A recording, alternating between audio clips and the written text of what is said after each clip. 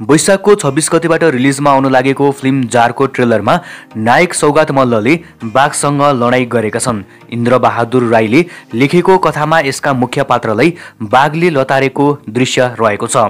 यो दृश्य नराखेको खण्डमा फिल्म नै अधुरो हुने बुझेर यसको निर्माण पक्षले महँगो रकम खर्चिएको छ। यो दृश्य नराखेको भए पनि फिल्म हेर्ने दर्शकलाई अधुरो महसुस हुने कुरा बुझेका निर्देशकले महँगो रकम खर्च गरेर भए पनि बाघसँगको लडाईँ देखाएका छन्। निर्देशक भन्छन्, सुरुमा त मलाई यो सम्भव छ र भन्ने लाग्यो, किनभने कुनै पनि स्टुडियोलाई दिने हो भने यसका लागि कम्तीमा 8 देखि 10 करोड रुपियाँ लाग्ने थियो। तर हामीले फ्रिलान्सर VFX आर्टिस्टलाई काम गरायौं। फ्रिलान्सर VFX आर्टिस्ट प्रयोग गर्दा पनि 2 करोड रुपियाँ खर्च भयो। लामो समय लिएर 37 जना फ्रिलान्सर VFX आर्टिस्टले बाघको दृश्यका लागि काम गरेको लामो भनाइ छ।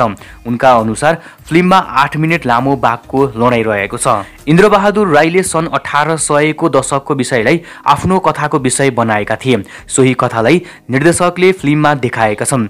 यो फिल्ममा सौगात मल्ल, अनुप विक्रम शाही, गीताञ्जली थापाको लगानी छ।